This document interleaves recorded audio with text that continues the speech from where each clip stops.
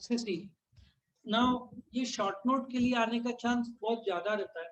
जो पिछला video person पे था, so previous year assessment year person SSC, ये चार में से दो शॉर्ट नोट आने का चांस एटलीस्ट 95% के ऊपर रहता है। प्रीवियस ईयर और असेसमेंट ईयर 99% रहता है। So let us come to assessee. Simple सा लॉजिक है। एसएससी कौन है? जो भी टैक्स भरता है।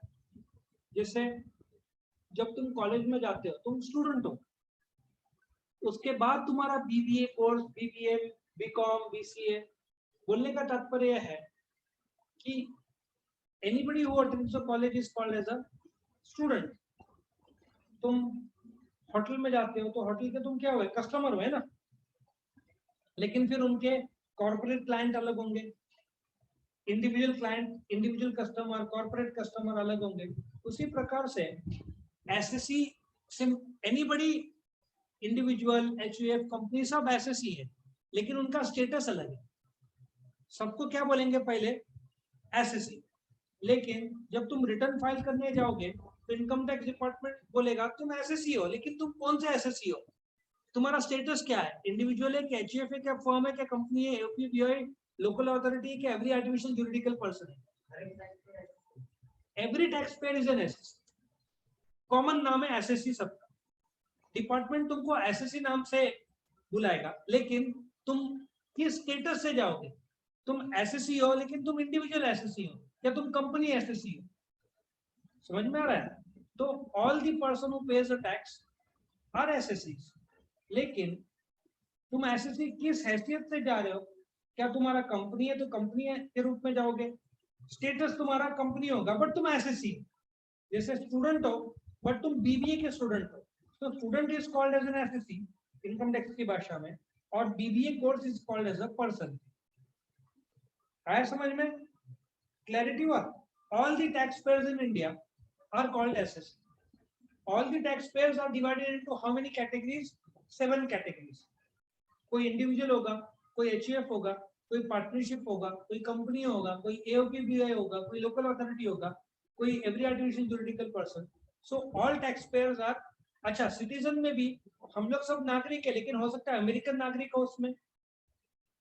लॉजिक समझ में आ रहा है? अच्छा, हम लोग सब सिटीजन है इंडिया के, लेकिन उसमें कोई चाइल्ड होगा, कोई बूढ़ा आदमी होगा, कोई जवान है, कोई लेडीज है। लॉजिक समझ में आ रहा है? बट सब सिटीजन है इंडिया के। सिटीजन को कैटेगराइज करेंगे into children, main, women, old.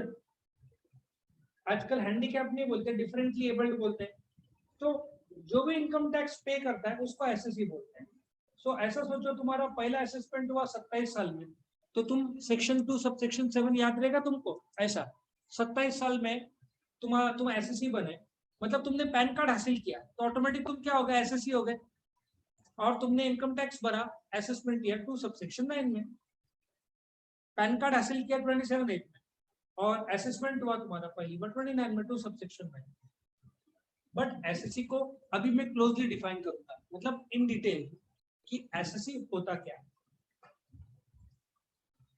Every person in respect of whom any proceedings under this act has been taken. Simple सा लॉजिक क्या है? इनकम टैक्स डिपार्टमेंट ने किसी पे इनकम टैक्स रेड डाला। एक पिक्चर थी ना अजय देवगन की, रेड पर, देखा था तुमने? कौन सी थी?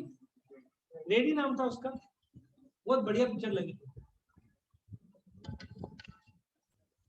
मेरे कुछ स्टूडेंट्स पे रेड गिरा था तो उन्होंने मुझे बताया था। अर्ली मॉर्निंग रेड गिरता है 6-7 बजे, क्योंकि सब सोए हुए रहते हैं।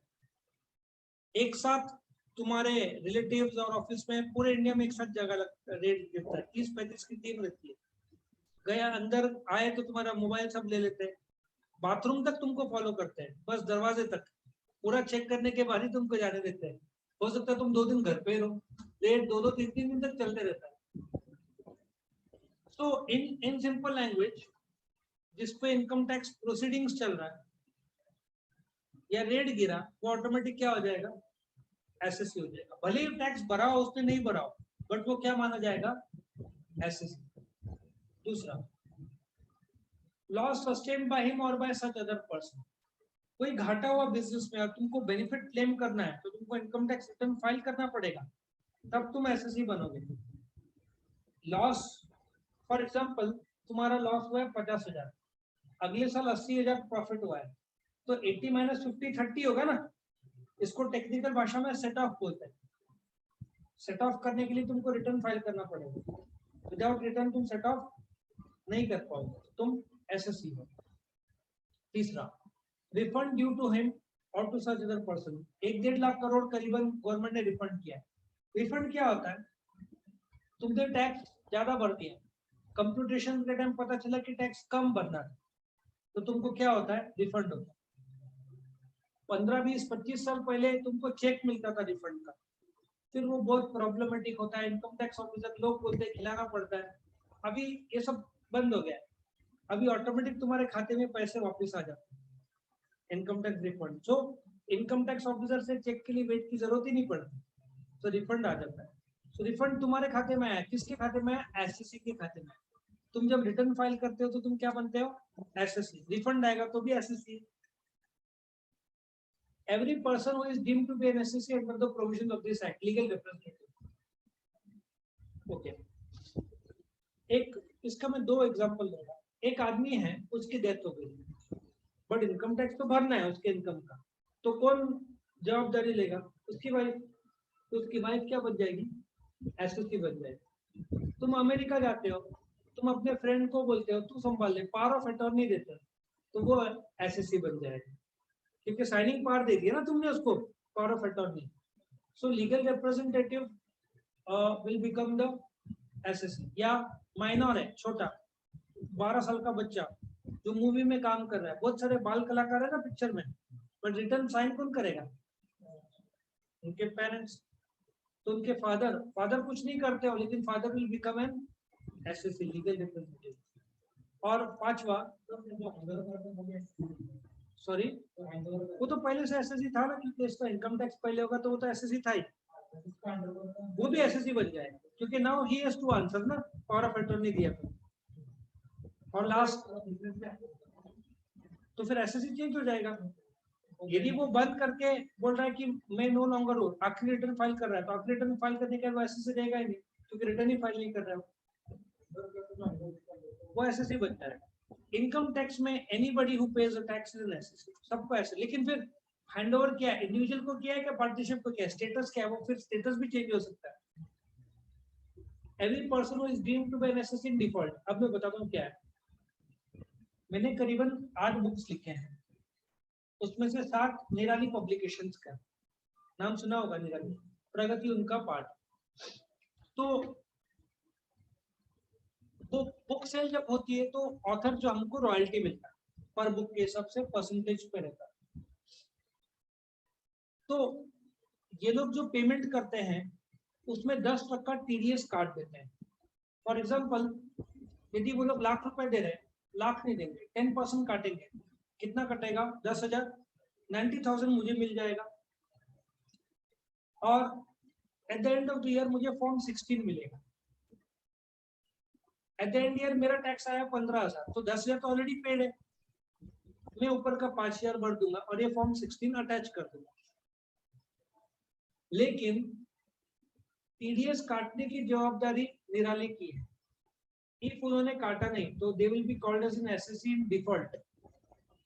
जवाबदारी किसकी है, उनकी है, तो डिफॉल्ट हो जाएगा। सो टीडीएस यदि नहीं काटा, या तुमने इंडिया के बाहर सैलरी पे किया और टीडीएस नहीं काटा, if you are paying salary out of India, तो TDS must be cut in India, तो then you will become an assessee in default. In short, income tax के प्रोविजंस फॉलो नहीं किए। हाँ, इंडिया के बाहर, इंडिया में तेरा सैलरी 4.5 लाख रुपए है, तो तेरे को टैक्स नहीं लगना है, क्योंकि 2.5 लाख तक माफ है और ऊपर के 2.5 लाख तक रिबेट 87 में, तो टैक्स कटने की जरूरत नहीं है, और काट दिया तो रिफंड फिर क्लेम होगा। आ रहा है समझ में? बट टीडीएस तेरे नाम पे टैक्स कैसे होता है? जो 1 लाख रुपया मुझे आ रहा है वो खुद के नाम पे नहीं कर रहा है, मेरे नाम पे टैक्स पे कर रहा है। अब टीडीएस है तो शॉर्ट नोट आगे आएगा, इतना डिटेल अभी नहीं बताऊंगा, बट वो निराली is paying on my in my name. So he is not paying in his name, he is paying in my name. So मेरा जो टोटल टैक्स साल का आएगा 15, उसमें से 10,000 जो काटा है मेरे नाम पे काटा है. So I have to pay only to the government 5,000. This is how TDS system works. करेंगे बाद में डिटेल चर्चा. So ये तुम्हारे SSC के 5 पॉइंट्स थे. In simple language, anybody who pays a tax is called as SSC under the Income Tax Act 61. हो गया.